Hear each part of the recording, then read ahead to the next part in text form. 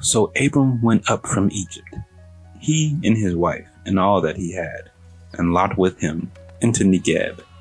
Now Abram was very rich in livestock, in silver, and in gold. And he journeyed on from the Negeb, as far as Bethel, to the place where his tent had been at the beginning, between Bethel and Ai, to the place where he had made an altar at first. And there Abram called upon the name of the Lord. And Lot, who went with Abram, also had flocks and herds and tents, so that the land could not support both of them dwelling together, for their possessions were so great that they could not dwell together. And there was strife between the herdsmen of Abram's livestock and the herdsmen of Lot's livestock.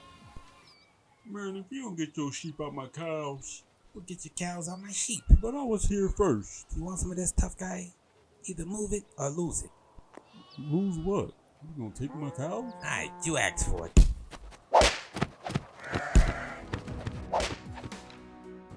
At that time the Canaanites and the Perizzites were dwelling in the land. Then Abram said to Lot, "Let there be no strife between you and me, and between your herdsmen and my herdsmen, for we are kinsmen. Is not the whole land before you? Separate yourself from me. If you take the left hand, then I will go to the right. If you take the right hand, then I will go to the left." And Lot lifted his eyes and saw that the Jordan Valley was well watered everywhere, like the garden of the Lord, like the land of Egypt, in the direction of Zoar. This was before the Lord destroyed Sodom and Gomorrah. So Lot chose for himself all the Jordan Valley, and Lot journeyed east. Thus they separated from each other. Abram settled in the land of Canaan, while Lot settled among the cities of the valley and moved his tent as far as Sodom. Now the men of Sodom were wicked, great sinners against the Lord.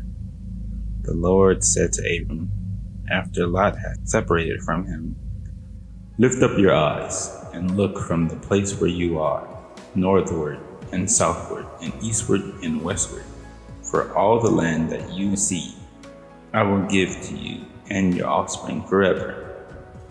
I will make your offspring as the dust of the earth, so that if one can count the dust of the earth, your offspring also be counted.